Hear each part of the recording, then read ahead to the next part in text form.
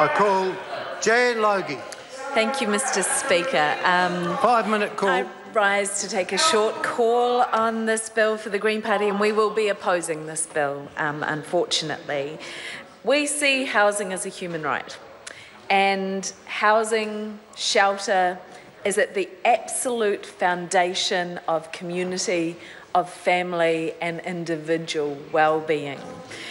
Good, warm, stable, affordable housing improves people's health, it improves educational outcomes, it improves employment productivity, it reduces costs to government and even carbon emissions.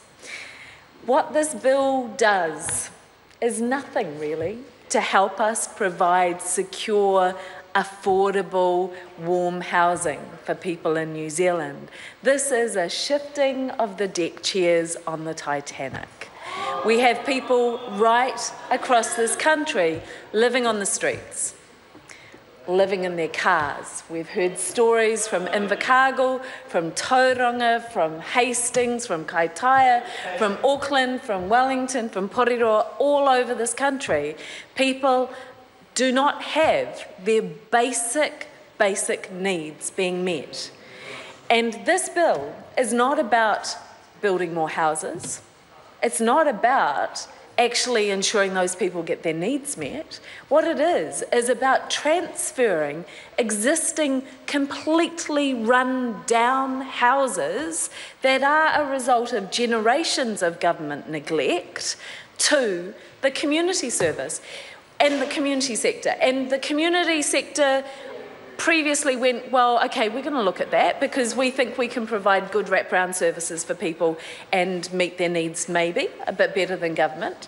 But then they looked at the state of the housing and went, well, actually, no, this isn't really viable.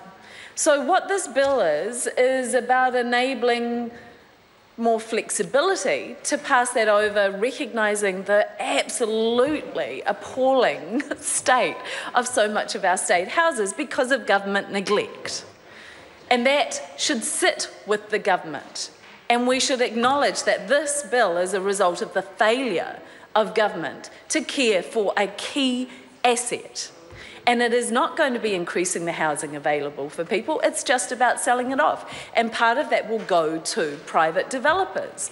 And we've heard from people in Glen Innes, as one example, where there has been a supposed transformation happening, where veterans who were post-World War II given a house for life, and they are no longer in that house, where they had established a community. They knew their neighbours, they were connected, they had community.